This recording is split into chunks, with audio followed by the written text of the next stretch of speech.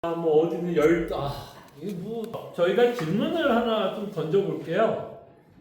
질문입니다. 핸드아웃 갖고 계시면 자 질문이 뭐냐면 자 서신서를 읽어보면 초대교회가 갖고 있었던 문제 어때요 여러분? 서신서를 읽다 보면 그 초대교회들이 좀 갖고 있었던 문제들이 좀 뭐가 있는 것 같아요? 초대교회에 있었던 문제들 좀 생각나는 것 좀 한번 이야기하면 어떨까요?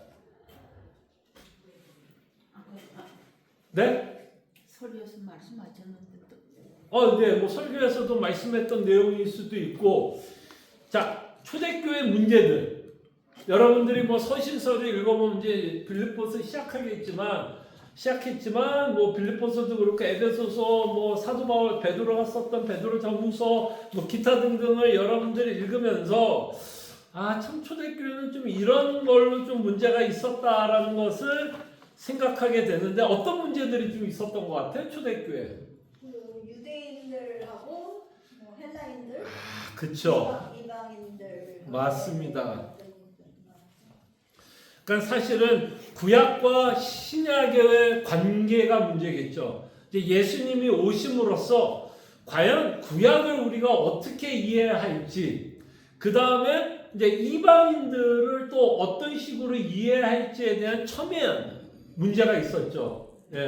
그래가지고 이제 초대교회 안에는 사실은 이제 오늘도 그랬지만 빌립보 같은 경우는 이방 지역이었잖아요. 그래서 이방 지역에서 이제 신앙생활하고 있는 사람들에게 이제 어떻게 주의 말씀을 적용시켜야 되는지, 특히 유대교의 문화 중에 전통 중에 하나는 뭐가 있죠? 유대교에서 굉장히 중요하게 생각하는 전통 중에 하나가 뭐가 있을까요?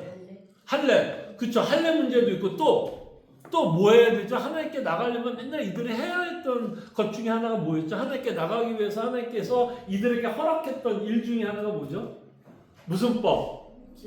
그쵸. 제사법. 그래서 제사법도 그렇고 할례 문제도 그렇고 그 다음에 유대인과 이방인들의 관계를 어떻게 정립해 나가야 되는지, 우리가 이제 민수기도 있고 레위기도 읽고 어쨌든 그거 하나님의 말씀이 아니에요. 말씀이잖아. 근데 그거를 헬라인들한테는 어떻게 적용해야 되는지에 대한 정말 큰 문제가 있어요, 없어요? 좋습니다. 좋은 이슈. 또 어떤 이슈들이 있었을까요? 여러분 그냥 생각나는 대로 툭툭 한번 던져봐요. 서신서를 읽다 보면 문제. 또 이것만 있지 않았죠. 그러니까 할례 문제 지금 얘기했지만 그게 이제 갈라디아서에서 가장 첨예하게 나왔던 이슈고, 또 뭐가 있을까요? 그게 끝이에요? 초대교회 문제는 그게 끝일까요? 또 뭐가 있을까요? 광고적인 제사. 네? 제사 지내는 뭐 음식 같은 걸 먹는 그쵸. 거 아느냐. 네. 그래서 좀 전에 말씀했던 제사법 같은 거, 그러니까 해야 되냐 말아야 되느냐.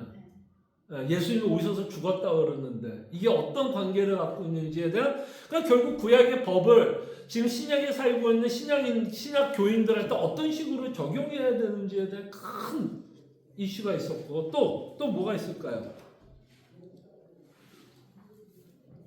성훈이 뭐 말을? 바리새인적인. 그 바리새인적인 건 또 아까 뭐 유대인들과 또 이방인들의 관계 안에서도 우리가 생각해 볼 수 있을 것 같아요. 또 뭐가 있을까요? 한 두 가지만 더 좀 얘기해 볼까요? 그러면서 오늘 주제를 좀 갖고 생각을 해보죠. 또 하나. 다툼. 그거는 이제 오늘 여러분들과 함께 이제 나눌 내용이기도 합니다. 자, 제가 서신서를 읽어보면 두 가지 이슈로 가장 크게 힘들었던 것 같아요. 하나는 그런 교리적인 내용들을 어떻게 이해할지에 대한 고민이 있었던 것 같아요. 그러니까 지금 말씀한 것처럼 구약에 있었던 그런 가르침이 있었잖아요. 그리고 그들이 지켜야 되는 전통이 있었고, 그런 가르침과 전통을 신약에 살고 있는 자들에게 어떻게 적용해야 되는지에 대한 어떤 교리적인 문제가 있었던 것 같아요. 무슨 말인지 알겠죠? 그 다음에 또 다른 이슈가 뭐가 있었냐면, 사실 이들도 예수님이 누군지 명확하게 알았을까요? 몰랐을까요? 사실은 잘 몰랐죠. 사실 저희가 지금 40년, 50년을 믿어도 예수님이 잘 알아요? 몰라요? 아, 그쵸. 웃으시는 거 보니까 이 말에 공감을 하시는 거로 생각을 합니다. 그러니까 그 당시에는 이제 예수님이 죽고 부활했어요. 그죠?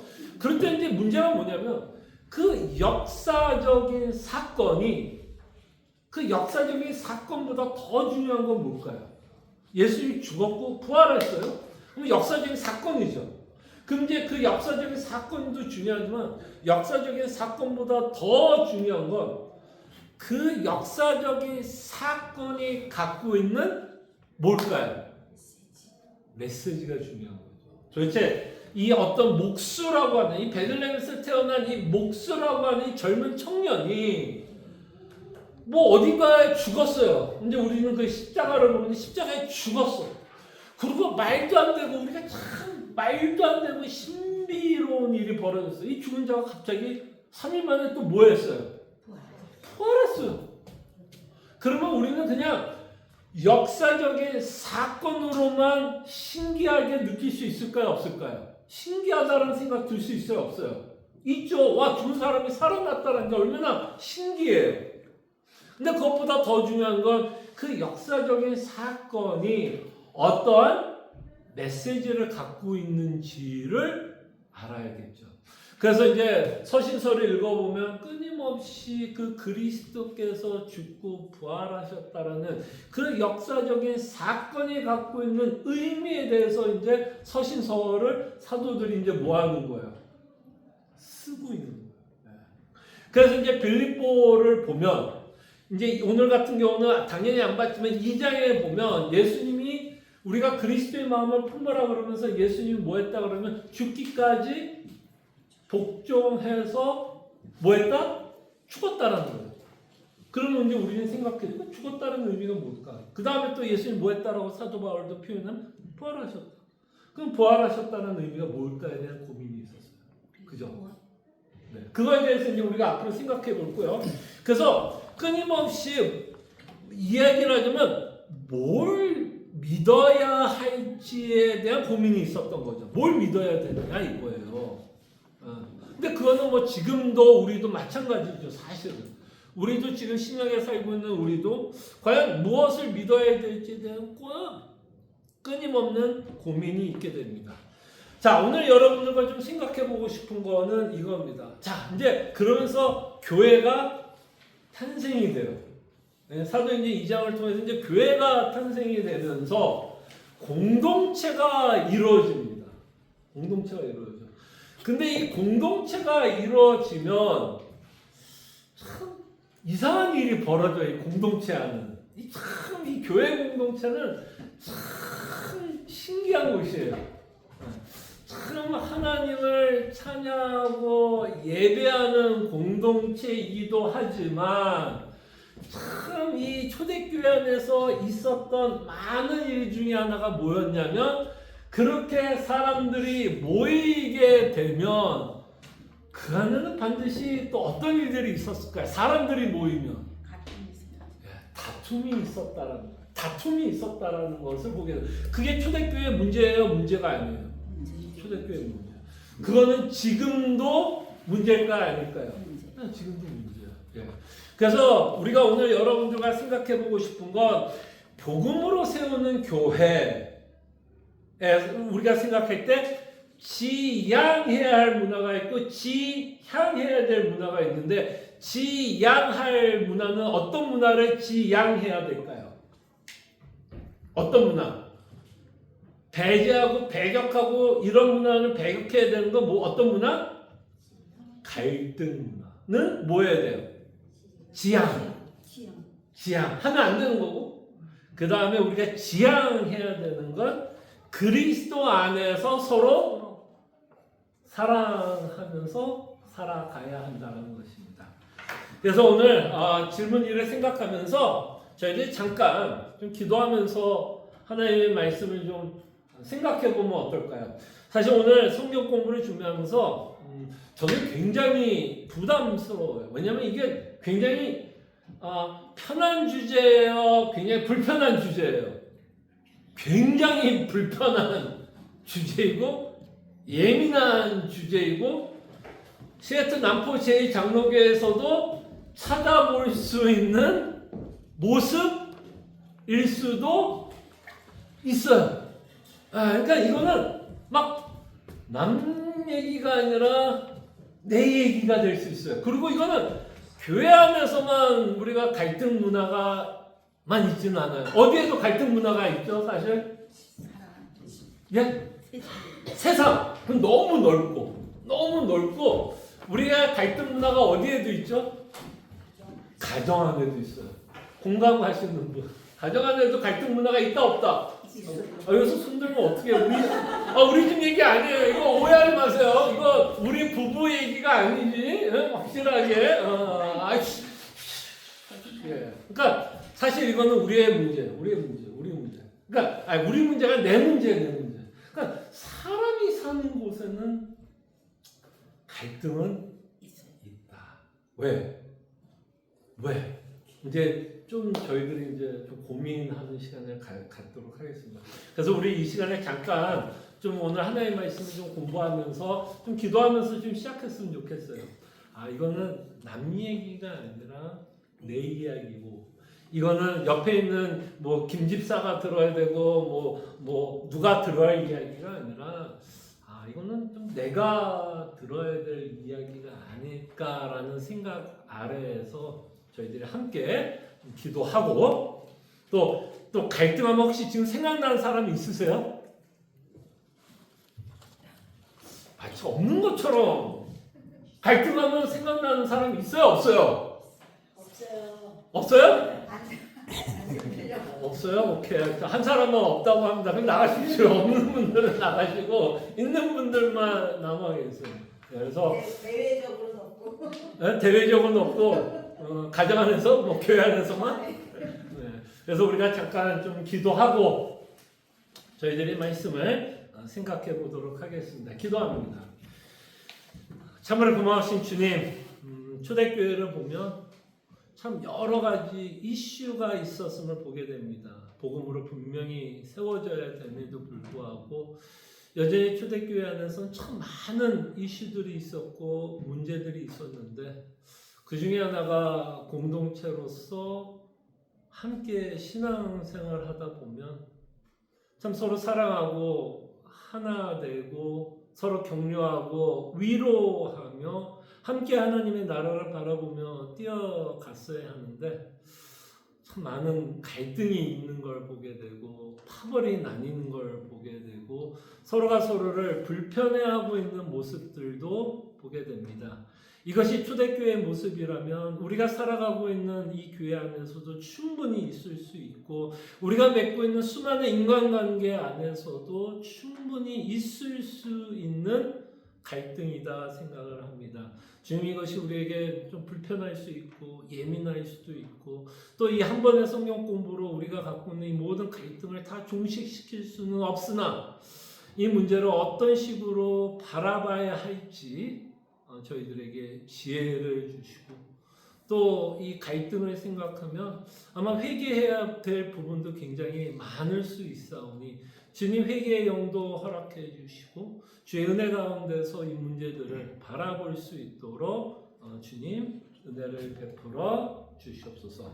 이 시간 우리와 함께 하실 것을 믿고 예수님의 이름으로 기도합니다. 자, 제가 기도한 것처럼 교회 안에서 이제 목사님들이 이제 공동체를 이야기할 때는 참 무슨 얘기 많이 할까? 서로 싸우세요라고 설교를 할까? 아니면 끊임없이 우리가 그리스도 안에 하나요 한 지체이기 때문에 우리는 어찌하든 서로 사랑하면서 격려하면서 위로하면서 하나님의 나라를 바라보면서 뛰어가야 한다라고 당연히 목사로서는 설교하게 됩니다. 근데 저는 지금도 기억이 나는 한 사건이 있어요. 굉장히 오래된 사건이에요. 이건 저희 교회에서 실질적으로 어떤 분이 저한테 한 이야기예요. 근데 그분은 떠나신 분인데, 그분은 뭐라 그러는 게 아니라 그때 했던 말이 여전히 저에게는 참 이렇게 뭐라 그럴까? 참 생각하게끔 하는 말이어서 여러분들과 한번 그분이 저한테 했던 말을 가지고 이야기를 해보려고 그래요. 자, 제가 가끔 이제 설교를 하다 보면 사랑 이야기하고 서로 사랑합시다, 서로 격려합시다, 위로하다 막 이제 설교를 하고 나서 어느 날 어떤 분이 저한테 와서 이렇게 이야기해서 목사님 왜 하지도 못할 것을 설교하느냐고 저한테 얘기했어요. 왜 하지도 못할 것을 설교하냐고. 여러분 어때요? 좀 건방진 말일 수도 있고 어떻게 그런 말을 목사한테 해라는 생각도 들 수 있지만 좀 어느 정도는 그분이 했던 말이 공감되지 않으세요? 그 말이나 문장이나 투는 뭐 그렇게 얘기하지 않더라도 그만큼 서로 사랑한다라는 이 말은 굉장히 뭐하다라고 얘기하고 싶은 거예요. 생각보다 어렵다. 쉽지 않다라는 거예요. 그러니까 그분은 이제 제가 그렇게 설교를 하면 이제 뭐가 되는 거예요, 마음에? 힘이 되는 거죠. 부담이 생기는 거죠. 근데 그 말을 딱 들을 때 사실은 그분한테 뭐라고 하기보다는 사실은 저도 그 말에 좀 공감은 가더라고요.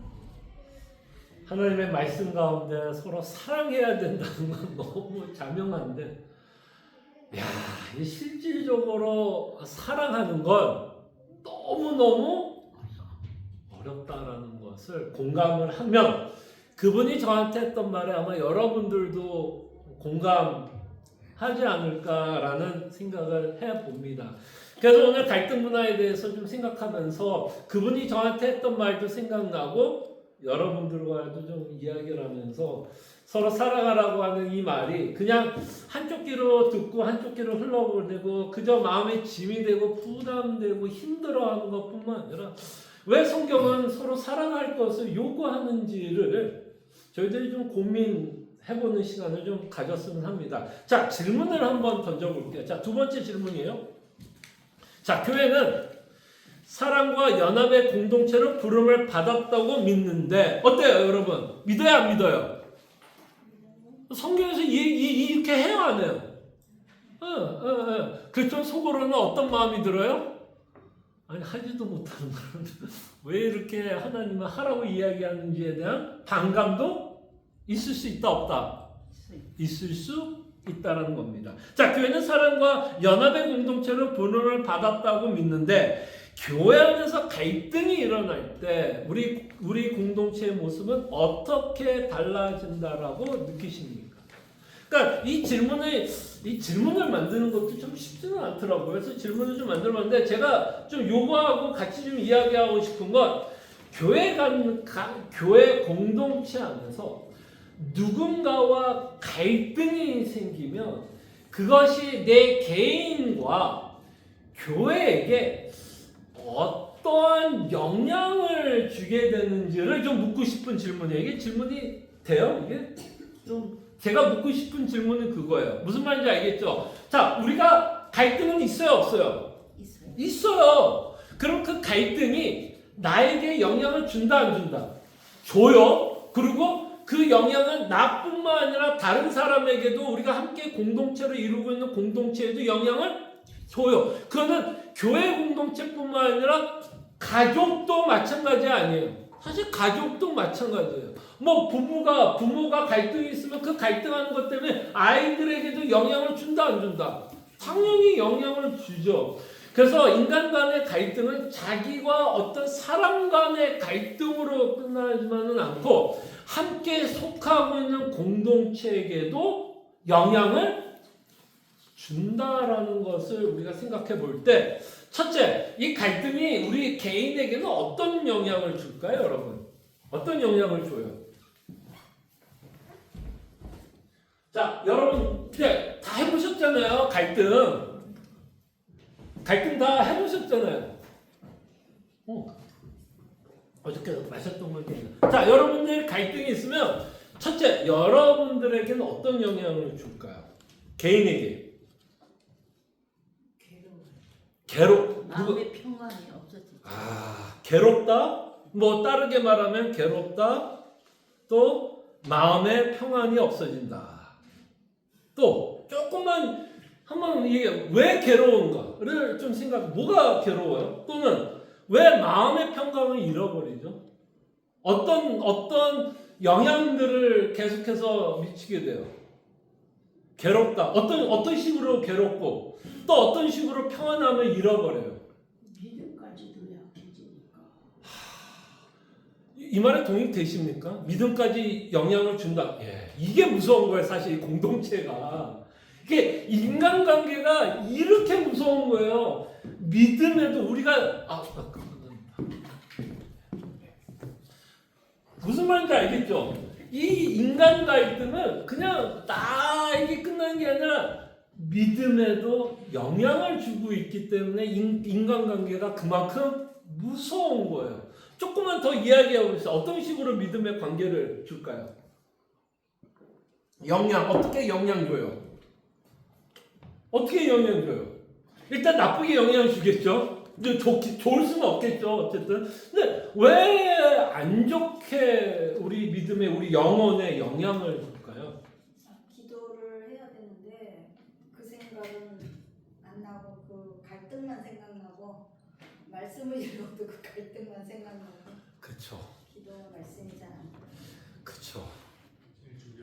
네. 그러니까 하나님이 우리에게 주신 은혜의 수단을 사용하지 못하게. 왜 우리가 누군가 갈등이 있게 되면 하나님이 주신 말씀과 기도의 은혜의 수단을 사용하지 못하게 될까요, 여러분?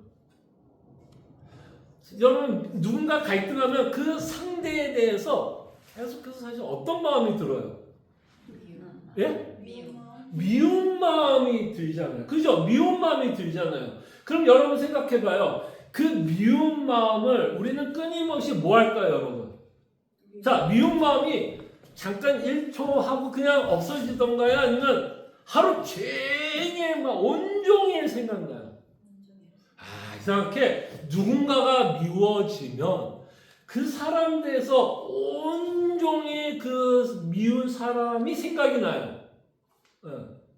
그렇게 이제 미운 사람에 대해서 생각을 하게 되면 우리 감정에 뭐를 계속해서 우리 감정에 집어넣게 돼요. 여러분 미운 사람 생각하다 보면 여러분 감정이 어떻게 반응해요? 보통 어떤 식으로 반응해요, 감정이?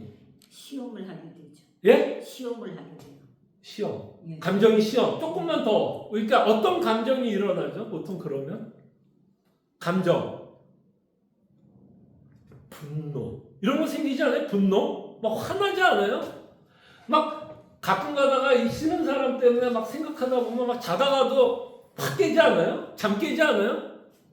그러면 이제 자다가 딱 깨면 그때부터 무슨 생각할까요, 이제? 이제 그때부터 이제 소설도 쓰고 그 사람이 나한테 무슨 얘기를 했는지 무슨 행동을 했는지 이제 복귀하는 거죠. 복습.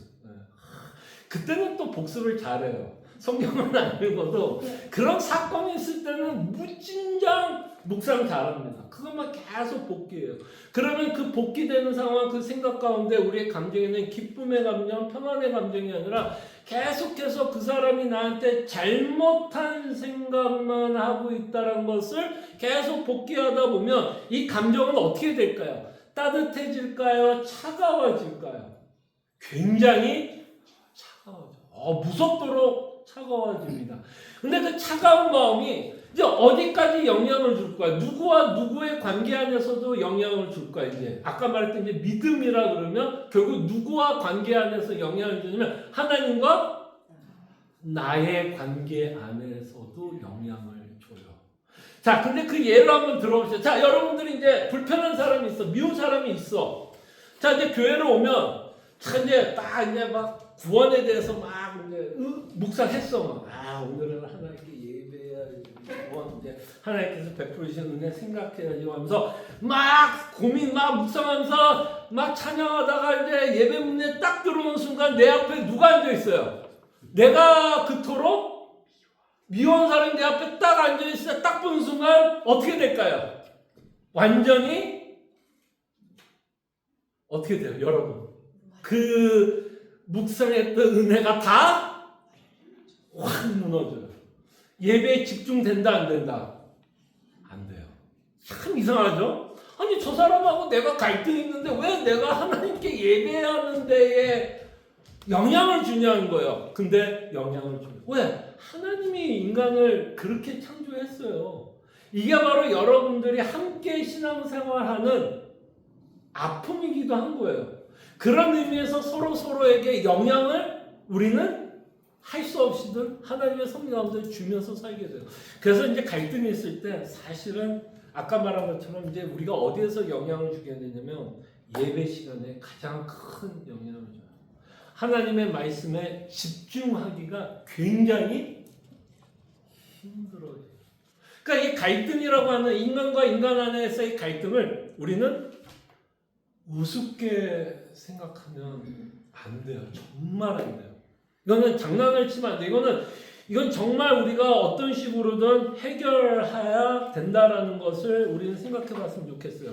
그럴 때 우리는 이렇게 생각합니다. 누군가 갈등이 있으면 그저 각계 전투로 하나님과 나만 신앙생활 잘하면 좋겠다라고 생각하지만 하나님이 그렇게 만들지 않았어요, 우리를. 그러면은 교회를 하나님이 만들어야 안 만들어요? 그냥 혼자 신앙생활 하게끔 했다면 굳이 하나님이 이런 공동체를 만들 필요가 있을까요, 없을까요? 없죠. 하나님이 이렇게 공동체를 만든 이유가 있다면 우리가 함께 신앙생활 하기 위해서, 함께 하기 위해서 공동체를 허락했고, 우리가 함께 신앙생활 하다 보면 어쨌든 서로가 서로에게 영향을 미치게 된다는 것을 보게 됩니다. 그래서 어쨌든 갈등이 일어나게 되면 영적 침체와 믿음을 저하시키게 되는 현실을 맞이하게 되는 것 같아요. 그래서 무서운 것 같아요. 영적 침체와 믿음을 저하시키는 일이 일어나고 예배와 사역을 위축시키게 되는 것 같아요. 내가 예배에 집중하지 못하고 교회 가는 것도 그럼 뭐예요? 예배에 집중이 안 되니 교회 가는 것도 사실은 재미가 당연히 없죠. 목사님, 네. 이제 제가 제 말 끝에 그 말씀 끝에 네. 제가 한마디 하고 싶어요. 네. 이제 우리가 이렇게 믿음 생활하면서요. 네. 특히 이제 보이지 않는 관계, 네. 눈으로 나타나는 관계, 또 자기가 행동하는 관계, 그 세 가지 관계가 있다면 저 대선 우리 지금 이런 얘기하는 건 우습지만 내가 한 이제 2달이 돼가죠. 느낀 점을 혼자 집에가 생각도 못하가 외람된 얘기인데 목사님한테 지금 하는 거예요. 그 감정된 얘기, 우리가 느낌을 표시하는 얘기를 하실 때 내가 하고 싶은 얘기. 근데 별거 아닌 거 가지고 상대방을 좀 지적할 때는 그 사람은 그걸 알아야 되냐, 내가 혼자 알아가지고 그걸 부드럽게 해석해야 되냐, 그 문제가 자꾸 이렇게 머리에 떠오르면 내가 그 문제를 가지고 자꾸 이래 해석하지 못하고 가는 게 옳은 건가? 네. 상대방이 그걸 몰라주고 무관하는 스타일로 옳은 네. 건가? 네. 그 대답은 참 어려운 대답을 목사님이 좀 해주세요. 그건 조금 우리가 좀 성경 공부를 통해서 한번 좀 이야기를 해보면 어떨까 싶어요. 조금 이제 하면서 한번 얘기해보죠. 어쨌든 신앙생활 하다 보면 어떠한 이유든 간에 서로에게 오해가 있을 수도 있고 누가 누구에게 또 상처를 주는 일은 끊임없이 교회 안에서 벌어져요. 그렇기 때문에 갈등이라고 하는 이런 문화가 생겨날 수밖에 없어요. 그러니까 그것은 이제 사실인데 제가 여러분들에게 계속해서 말씀드리고 싶은 건 이럴 때에 우리에게는 영적 침체가 벌어지게 되고 예배에 집중하기가 굉장히 힘들어지고 있다라는 것을 우리가 조금 잊지 않았으면 좋겠습니다. 그럴 때 이제 김인순 지사님이 여쭤보는 거는 굉장히 구체적인 사안을 갖고 이야기하는 걸 수도 있는데 성경을 보면 어떤 문제에 있어서 이 문제를 풀어가는 방법에 대해서 이야기하지는 않아요. 많은 경우에. 방법에 대해서는 이야기하지 않아요. 왜냐하면 이 문제를 해결하는데, 특별히 어떤 인간 갈등 안에서 문제 해결을 하기 위해서는 이 방법을 사용하려면 그 방법을 사용하는 사람의 마음이 굉장히 중요해요. 이 마음이 말씀에 초점이 되어 있지 않는 상태에서는 어떠한 이야기도 어떤 방법도 사실은 의미가 없게 돼요. 그래서 사실 오늘 김민수 선생님이 좋은 이렇게 질문도 했지만 성경은 이런 것 같아요. 어떤 갈등이 있을 때 어떤 방법을 제시하지 않고 그 방법을 제시하게 하기 전에 그 갈등을 일으키고 있는 사람의 마음을 먼저 건드려요. 마음을 먼저 건드리면서 시작을 합니다. 그래서 갈등이 있을 때 제가 여러분들도 어때요? 제가 이제 부부 상담을 좀 해보면 뭐 저희 주변에 뭐 부부 상담을 해서 또 안 좋은 결과로 얻는 사람도 보게 되고 또 마음 아픈 이야기들이 있어요. 부부 상담을 하다 보면. 근데 제가 부부 상담을 하면서 언제나 느끼는 게 하나가 있어요. 뭔지 알아요? 부부 상담을 하다 보면 어쨌든 부부가 관계가 갈등 가운데 있는 거예요. 그러면 이제 아무래도 같이 만나기보다는 이제 따로따로 만나게 돼요. 뭐 부인을 따로 또 남편을 따로 이야기하면 언제나까지는 아니더라도 굉장히 공통된 내용이 하나가 있어요. 뭔지 알아요? 나만 참는다. 네? 나만 참는다. 나만 참는다 또는 모든 내용이 다 자기 위주로 얘기를 해요. 진짜요. 정말 무서워요. 그렇지. 다 자기 위주예요. 그래서 갈등은 여러분 생각해봐요. 갈등은 절대로 혼자 일어날 수 있는 게 아니에요. 갈등은 여러분 오해하지 마세요. 갈등은 절대로 혼자 일어나지 않아요. 갈등은 언제나 둘이 있어야 일어나는 일이에요. 절대로 혼자 일어나지 않아요. 그러면 갈등이 일어나면 이 부부 상담을 했을 때 제가 느꼈던 내용은 언제나 이 사람이 80% 이상은 잘못했다 얘기해요. 참 이상해요. 무슨 말인지 알겠어요? 자기는 잘못한 게 없어. 그리고 잘못했다라고 해도 자기는 그렇게 하는 이유가 언제나 있어요. 그러니까 이 갈등이 해소가 되려면 뭔가 중간 지점에서 만나야지 갈등이 해소가 되는데 한쪽이 80이고 한쪽이 20은 둘이 만날 수가 없어요. 절대로 못 만나요. 절대로 못 만나요. 한쪽이 무조건 저 사람이 80이라고 하는 순간 이렇게 생각을 하는 순간 둘은 절대로 못 만나요. 만나서 대화하면 할수록 더 큰 싸움이 일어나고 더 큰 상처를 주게 돼요.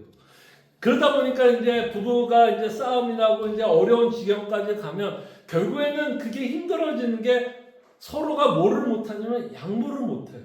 근데 그 양보를 못하는 이유가 뭔지 알아요? 나는 잘못한 게 없으니. 누가 언제나 양보해야 될까요? 내가 잘못한 게 없어서 갈등이 일어나면 당연히 누가 양보를 해야 돼요? 당신이 양보해야겠죠.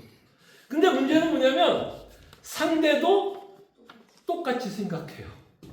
똑같아요. 진짜 기가 막히게 똑같아요. 부인이 남편에서 뭐라 그러잖아요. 그럼 남편도 부인에 대해서도 뭐라 그래요. 그러니 둘이 앉아서 대화가 된다 안 된다? 대화가 될 수 없어요. 왜? 다 자기 입장에서 그리고 자기 유리한 대로 내가 원하는 대로만 이야기를 하다 보니 이 둘이 갈등이 있을 때 둘이 만날 수가 없어요. 계속해서 대화가 어디로 가게 되냐면 평행선을 걸어요. 평행선을. 그래서 처음에는 대화하자고 시작했다가 대화하는 순간 이제 진짜 이제 방문에 확 들어가서 내가 당신을 다시 보니 안 보니 막 이러면서 이제 끝나는 경우가 많아요. 자, 그럴 때 이제 제일 중요한 건 예수를 믿는 자로서 가장 중요한 부분이 여기서부터 시작한 것 같아요. 자, 갈등을 해소하기 위해서는 사실은 어디에서부터 시작하는 줄 알아요? 내가 원인이 될 수 있다는 걸 인식하셔야 돼요. 이거는 예수를 믿을 때 이것과 비슷해요. 내가 죄인이라는 걸 인정하는 거랑 비슷해요. 그러니까 내가 죄인이라는 걸 인정할 때는 내가 죄인이라고 인정하면 언제도 그걸 인정해야 되냐면 갈등이 있을 때 그걸 좀 적용하셔야 돼요. 내가 죄인이고 내가 부족하다라고 고백을 하는데 갈등이 있을 때는 그렇게 적용을 안 해요, 보통. 갈등이 있으면 내가 죄인이고 내가 부족하다고 생각 안 하고 나는 죄인이라고 고백은 하는데 갈등이 있으면 언제나 저 사람이 죄인이고 부족하다고 생각하지 내 자신에 대해서 부족하고 죄인이라는 생각을 안 하게 됩니다. 자, 그래서 마태복음에 보면 이 부분에 대해서 이렇게 말해요. 예수님이. 자, 7장을 한번 볼까요? 자, 갈등 해소를 위한 지혜. 어디서부터 시작하느냐? 마태복음 7장 3절, 1절에서 5절을 한번 볼게요. 3절, 5절에 적었는데 1절부터 볼게요. 1절. 자, 예수님이 지혜를 한번 들어보세요. 비판을 받지 아니하려거든 비판하지 말라. 그러니까 여러분들이 비판하는 것만큼 여러분들 비판을 받아요. 조금만 더 원색적으로 이야기할게요. 여러분들이 누군가를 욕하는 것처럼 그 사람도 여러분들을 욕한다고 생각하면 돼요. 왜? 서로가 다 뮤추얼해요, 느낌은. 내가 저 사람이 싫으면 이 사람도 나를 싫어할 거라고 생각하면 거의 맞아요. 서로 불편하면 그렇게 되더라고요. 근데 지금 예수님 뭘 얘기냐면 비판을 받지 않으면 비판하지 말래요. 너희가 비판하는 그 비판으로 너희가 비판을 뭐 할 거다? 받을 거라는 거예요. 그러니까 내가 누군가를 비판할 때 똑같은 원리로 이 사람도 나를 봐요. 사람들이 보는 관점이 다르지 않아요. 내가 저 사람에 대해서 이렇게 생각하면 이 사람도 같은 원리로 저를 쳐다봐요. 그럴 때, 자, 너희가 비판하는 그 비판으로 너희가 비판을 받을 것이요. 너희가 헤아리는 그 헤아림으로 너희가 헤아림을 받을 거래요. 근데 우리는 안 그럴 거라고 생각하죠. 나는 뭐 떳떳해. 나는 아무것도 잘못 없어. 저 사람이 잘못했으니까 내가 무슨 헤아림을 받고 내가 무슨 비판을 받을 거야 라고 우리는 생각하는데 똑같은 원리로 나도 사실은 그 사람도 상대도 나를 그렇게 생각할 수 있다는 거예요. 자, 그러면서 이제 예수님이 말씀하는 지혜가 이거예요. 어찌하여 형제 속에 있는 티는 보고 내 눈 속에 있는 들보는 깨닫지 못하느냐. 이게 이슈예요. 갈등이. 그러니까 아까 말한 것처럼 부부 상담을 하면서 제가 느꼈던 것 때문에 가장 큰 이슈 중에 이 갈등이 해소가 안 되는 이유 중에 하나는 이 해소가 되려면 어딘가에 만나야 되는데 어딘가 만나서 대화를 하려면 혹시 내가 잘못하고 있지는 않은가에 대한 뼈아픈 인지와 인정이 필요해요. 저는 이게 죄성을 갖고 있는 우리가 하기가 너무 힘든 게 여긴 것 같아요. 이것 때문에 갈등이 해소가 아니라 더 심화되는 것 같아요. 내 안에 있는 뭐를 못 봐요? 내 눈 속에, 그죠? 티는 못 보고, 그죠? 우리 안에 있는 들보는 깨닫지 못하는, 우리 안에 있는 문제는 깨닫지 못하고 끊임없이 우리는 무슨 생각만 해요? 저 사람이 잘못했다라고만 생각을 하면 갈등 해소는 굉장히 어려워집니다. 그러니까 여러분들이 갈등을 해소하고 싶은 마음이 있다. 만약에 갈등을 해소하고 싶은 마음이 전혀 없으면 저 사람의 잘못만 지적하면 돼요. 그러면 제가 100% 개런티합니다. 그 관계는 반드시 깨져요. 근데 혹시 내가 어떤 인간관계에서 갈등의 해소를 하고 싶은 마음이 있다면 어디서부터 시작해야 되냐면 갈등을 보는 게 아니라 나는 어떠한 자인지를 좀 봐야 돼요. 내가 어떠한 자인지. 나는 어떤 이 일에서 나는 어떤 잘못을 하고 있는지를 인정해야 돼요. 근데 그 인정은 사실 어디에서 이제 이루어지는지 이게 괴로운 거예요. 이게 괴로운 건 뭐냐면 인간은요, 스스로 객관적으로 자신을 보기가 너무 힘들어.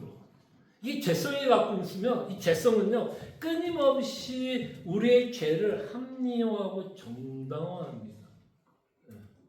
그래서 우리가 잘못하고 있고 우리가 부족한 것을 사실은 내가 발견하기보다는 누가 발견할 수 있는 확률이 클까요? 누가? 사실은 옆에 있는 사람이 조금 더 객관적으로 볼 수 있어요. 무슨 말인지 알겠죠? 나는 내 스스로 객관적으로 보기가 너무너무 힘들어서 우리가 함께 살아가고 있는 자들에 의해서 내 자신에 대한 객관적인 모습을 볼 수 있어요. 그럼 이제 문제는 뭐냐면 누군가가 객관적으로 내 치부를 드러내고 부족한 이야기를 하면 인간은 보통 어떻게 반응하죠? 누군가 여러분들에게 조언을 해요. 뭐 이렇게 했으면 좋겠다. 당신이 좀 그런 것 같아. 라고 이야기를 하면 그 자리에서 무릎을 꿇고 회개를 하고 눈물을 흘리면 참 좋은데 벌써 그 조언하는 순간 무슨 일이 벌어질까요? 전쟁이 또 벌어지는 거예요. 그게 참 힘들어요. 그쵸? 우리 와이프한테 저도 은근슬쩍 말 되게 안 들어요. 진짜로요. 정말 은근슬쩍 말 되게 안 들어. 그리고 내가 말을 안 듣는 거에 대한 끊임없는 내 변명과 합리화와 정당화를 하고 있는 제 모습을 참 보게 됩니다. 일단 와이프가 저한테 조언하면 한 번은 튕겨요. 왜? 인정하고 싶지 않으니까. 나의 어떤 부족한 모습을 인정하고 싶지 않으니까 튕겨버려. 그리고 아니면 제가 잘 쓰는 수법이 뭐냐면 답만 잘하는 거야. 네네 하면서 이제 방에 가버리는 거예요. 딜하고 싶지 않은 거야. 내 문제를 보고 싶지 않은 거야. 그러니까 저도 이런 걸 보면 사실 저도 이제 요새 제 자신을 좀 돌이켜 보면 참 나는 죄인이고 부족하다라고는 말은 하지만 실질적으로 현실에서 정말 내 실질적인 모습은 잘 인정하지 않는구나. 만약에 내가 정말 부족하고 내가 죄인이라면 사실 누군가가 나에게 부족한 이야기를 하면 겸손하게 뭐 해야 돼요? 받아들여야 되는데 내 안에 뭐가 살아있는 거죠? 내 자존심. 옳다라고 생각하는 내 교만함이 결국 옆에서 객관적으로 이야기하는 것을 뭐하게 할까요? 그냥 제껴버리고 화를 내든지 무시해버리든지. 근데 그러기 위해서는 예수님의 말씀이 좀 설득돼야 되는 것 같아요. 나도 부족하다라는 걸 좀 인정이 되어야 누군가가 나한테 부족한 이야기를 할 때 조금이나마 듣게 되는 것 같아요. 근데 저도 이거 하는데 참 오래 걸리는 것 같아요. 지금도 제 와이프 얘기 잘 안 들어요. 근데 조금 낮이지. 아이, 감사합니다. 조금 낮았다. 아직도 멀었지만 조금 낮았다 그러니까 희망을 얻는데 그게 하나님이 인생을 살아가면서 참 많은 일들을 통해서 겸손을 가르치는 것 같아요. 그냥 우리가 말씀을 통해서만 겸손을 배우는 게 아니라 살다 보면 안 되는 수많은 문제들을 보면서 나의 부족한 면을 보게 되는 거예요. 그러니까 그게 제가 자주 쓰는 고난. 이 고난이 오면요. 참 생각하지 못했던 시야를 갖게 되는 거예요. 관점들이 생겨요. 전혀 내가 이 문제가 없었더라면 내가 전혀 생각하지 못할 것 같은 생각을 하게 돼요. 고난이 오면. 근데 그게 힘든 것 같아요. 그게 힘든 것 같아요. 내가 생각하지 않았던 걸 생각하려고 그러니까 그게 힘든 것 같아요. 근데 그런 과정들을 통해서 이제 우리는 하나하나씩 겸손해지는 걸 배우고 예수님이 말씀하는 것처럼 내 안에 있는 문제를 좀 바라보게 되는 것 같아요. 그럴 때 이제 뭐가 시작해요? 갈등의 해소가 좀 시작이 되는 것 같아요. 시작이 되는 것 같아요. 그리고 야고보서에 보면 이렇게 말합니다. 야고보서에 봐도 이렇게 말해. 4장 1절에 보면 너희 중에 다툼이 어디로부터 나느냐? 너희 지체 중에서 싸우는 뭐다? 정욕. 그러니까 그 싸움은 뭐 빨래를 누가 하니 안 하니가 아니라 그 안에 들어가면 결국에는 뭐 때문에 싸우냐면 내 정욕 때문에 싸운다라고 하나님 말한 거예요. 내 욕심, 내 생각, 내 교만함. 이것 때문에 사실은 싸우는 거고, 우리가 싸우고 있는 내용들은 사실은 우리 안에 있는 죄성에 의해서 표면적으로 나타나고 있다라고 생각해 볼 수 있을 것 같아요. 자, 그럴 때 이제 여러분, 우리가 신앙생활 하다 보면 우리를 점검케 하는 많은 일들이 있어요. 근데 그 중에 하나가 하나님께서 갈등을 통해서 하나님이 하시는 일이 있는 것 같아요. 이게 이제 합력할 선을 이루시는 하나님의 놀라운 신비인 것 같아요. 여전히 우리가 갖고는 죄성을 가지고 하나님이 일을 하시는데 갈등이 있으면 안 돼요. 예수 믿는 사람은 당연히 갈등이 있으면 안 되는데 하나님께서는 우리가 인생을 살아가는 것을 통해서 이 갈등을 통해서도 하나님은 하나님 일을 하는데 이 갈등을 통해서 우리가 누구인지를 진짜 깨닫게 해주시는 부분도 있게 되는 것 같아요. 이런 갈등을 통해서 정말 내가 생각한 것만큼 잘난 사람이 아니었구나.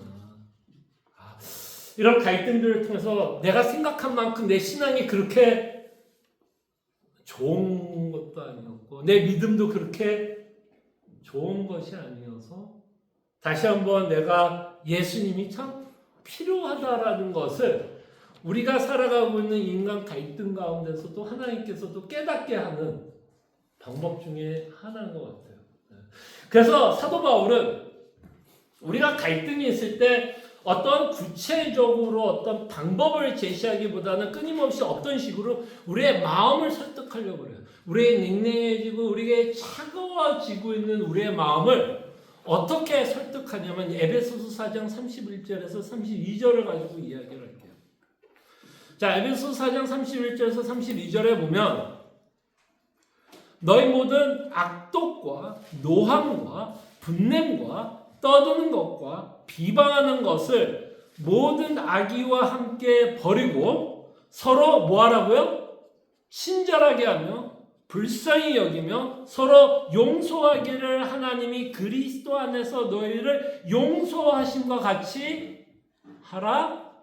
아멘. 자, 분명히 우리는 갈등 가운데 누군가가 나한테 잘못할 수 있어요, 없어요? 여러분들이 갈등이 있을 때 물론 내가 다 맞지는 않지만 맞을 때도 있어요. 그 사람에 대해서. 분명히 누가 봐도 그 사람이 나한테 잘못할 수 있어요. 그때 하나님이 어떻게 이 문제를 우리에게 푸는 방법이 뭐냐면 저 사람이 나한테 무조건 와서 무릎을 꿇고 사과했기에 내가 그 사람을 용서하는 건 아니에요. 참 이 하나님이 쓰시는 인간관계는 저 사람이 나한테 와서 무릎을 꿇고 사과를 했기 때문에 그 사람을 용서하는 게 아니라 우리가 저 사람을 용서하는 이유는 누구 때문에? 사실은 예수님 때문에 용서하는 거예요. 예수님 때문이에요. 그런데 예수님도 우리에게 이야기하는 건 서로 용서하기를 뭐 하라고요? 하나님이 그리스도 안에서 너희를 용서하신 것 같이. 그러니까 누군가가 나한테 잘못하고 내가 화가 났을 때 내가 갖고 있는 이 분노 또는 억울함, 서러움을 달랠 수 있는 유일한 방법은 사실은 뭔지 아세요? 복음이에요. 복음이 설득이 되면 덜 화나요. 진짜요. 복음이 설득되면 덜 화나요. 복음이 설득이 안 되면 더 화나요. 왜냐하면 사도 바울이 논리는 이거예요. 하나님이 너 같은 죄인을 용서해서 구원을 주었다면, 그죠? 무슨 말인지 알겠죠? 너 같은 죄인을 용서했다면 누군가가 너에게 잘못했을 때에도 너희들은 어떻게 해야 될까를 하나님이 말씀하는 거거든요. 그렇잖아요. 그런데 예수님이 나 같은 죄인을 살리셨다라는 거를 우리가 정말 믿는다면 그 용서받았다라는 그 마음으로 우리는 누구를 용서해요? 나를 힘들게 하는 자를 용서하는 하게 된다는 거예요. 그러니까 사실 이거는 정말 여러분 저도 잘하는 거 아니에요. 정말 저도 누군가가 저를 화나게 하면 화나요. 그리고 그분을 그 제 감정이 가라앉는 데는 굉장히 긴 시간이 필요한 것도 사실이에요.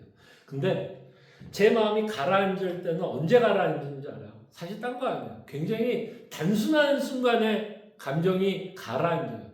그 감정이 가라앉으면 시간이 흘러서는 아니에요. 왜냐하면 시간이 흘러서도 그 사건이 내 머릿속에 기억은 나거든요. 그리고 그 사건이 기억나면 그 사건은 내 감정에 또 불을 지펴요. 그 사건이 기억나기 때문에. 그 사건이 기억남에도 불구하고 내가 화가 안 날 때는 뭐가 보일 때가 화가 안 나는 줄 알아요? 십자가가 보일 때요. 나도 너를 용서했는데. 알아. 그 사람이 너를 화나게 할 수도 있어. 내가 그걸 인정하지 않는 거 아니야. 저 사람이 잘못할 수도 있어. 그러나 내가 너를 용서했다면 너는 나한테 용서를 받을 자격이 없어. 그 사람도 용서받을 자격이 없을 수도 있어. 그렇죠? 어떤 자들은 용서받을 자격이 없을 수도 있겠죠. 그럼에도 불구하고 하나님이 우리가 용서하기를 바라는 건 내가 너를 용서했기 때문에. 근데 이게 생각보다는 되게 힘들더라고요. 특히 인간관계 안에서 이거를 참 우리 삶 가운데 적용하는 거는 되게 어렵고, 혹시 진짜 우리 가운데 갈등을 하고 있는 어떤 사람이 진짜 머릿속에 있다면 지금 있을 수 있죠? 혹시 생각나는 사람 있어요? 지금 딱 여러분 갈등 있는 사람 누구 있어요? 저는 아니기를 바라요. 저라면 진짜 제가 죄송합니다만 누군가가 생각이 나세요 혹시? 근데 누군가가 생각이 나는데 이 말씀이 어쩌면 여러분들에게 굉장히 부담될 수도 있어요 사실. 왜? 그렇게 하고 싶지 않으니까. 그렇게 하고 싶지 않으니까. 왜? 내 마음 너무 아프거든. 난 당신 때문에 너무 힘들거든. 그러니까 용서하고 싶지는 않는 거예요. 그것도 이해가 됩니다. 제가 공감 못 해주는 거 아니에요. 그러나 오늘 말씀이 끊임없이 우리의 마음을 부드럽게 했으면 좋겠어요. 우리의 냉랭한 마음, 차가운 마음이 그리스도 때문에. 그래서 우리는 누군가를 용서할 때 사실 그 사람 보면서 용서하는 건 아니에요. 우리는 많은 경우 저 사람이 나한테 사과를 해야 나도 사과하겠다라고 생각할 때가 많은데 성경의 원리는 달라요. 저 사람이 사과를 하든 안 하든 상관이 없고 내가 용서함을 받았다라는 그 사실 때문에 끊임없이 그 사람이 어떻게 하든 상관없이 용서해주고 뭐 하기를 바래? 친절하기를 원하고 긍휼을 베풀기를 원하고 있다라는 것 기억해 주시기를 바랍니다. 그래서 시작점은 어디예요? 나도 문제다. 갈등이 있으면 나도 문제라는 걸 먼저 인정을 해야 돼. 나도 문제다. 나도 문제다. 거기서부터 우리의 갈등의 해소는 거기서부터 시작이 되지 않을까 생각이 들고, 나도 문제이기 때문에 끊임없이 예수님을 바라볼 수 있도록, 그리고 그리스도께서 나를 용서하셨던 그 마음을 저희도 품을 수 있도록, 잘 못하지만 계속해서 그 마음을 품을 수 있도록. 그래서 우리는 목사님 잘하지도 못하는 거 왜 자꾸 하라고 하십니까? 맞아요, 틀려요? 맞아요. 사실은 맞아요. 그죠? 잘하지 못하죠. 그럼에도 불구하고 우리는 포기하지는 못해요. 왜냐? 주의 은혜가 끊임없이 여러분들에게 부담감을 줄 거니까. 끊임없이 부담감을 주고 여러분들이 어떤 생각을 하기를 원하는지 계속해서 말씀을 통해서 하나님 우리에게 말씀할 거니까 포기하지 마시고 계속해서 갈등 해소를 위해서 우리가 애를 썼으면 합니다. 그래서 우리 이 시간 기도합시다. 혹시 진짜 여러분 혹시 갈등하고 있는 어떤 존재가 실질적 존재가 있습니까? 좀 생각나는 사람이 있어요? 그 사람을 위해서도 기도해 주시고 그 사람을 위해서도 기도할 때 먼저 내 자신을 위해서도 먼저 좀 기도했으면 좋겠어요. 혹시 나도 이 갈등의 원인은 아닌지, 내가 원인은 내가 제공하고 있는데 그걸 못 보고 있는 건 아닌지 정직하게 내 자신을 바라볼 수 있도록 기도했으면 좋겠고, 그리고 나서 십자가를 바라볼 수 있도록, 그 십자가가 주는 용서의 의미를 더 깨닫고 살아갈 수 있도록 이 시간 우리가 함께 기도했으면 합니다. 기도하죠.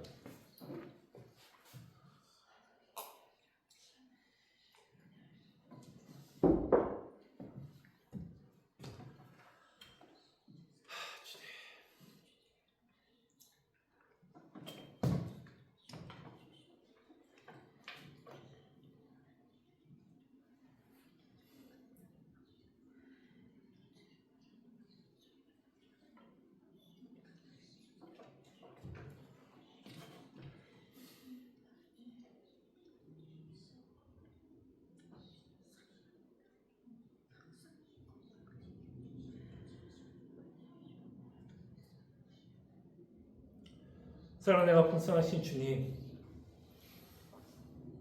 예수를 믿는 기쁨도 있고 위로도 있고 즐거움도 있지만 저희들이 예수를 믿는 것 때문에 참 많은 어려움과 아픔을 맛볼 때도 있습니다.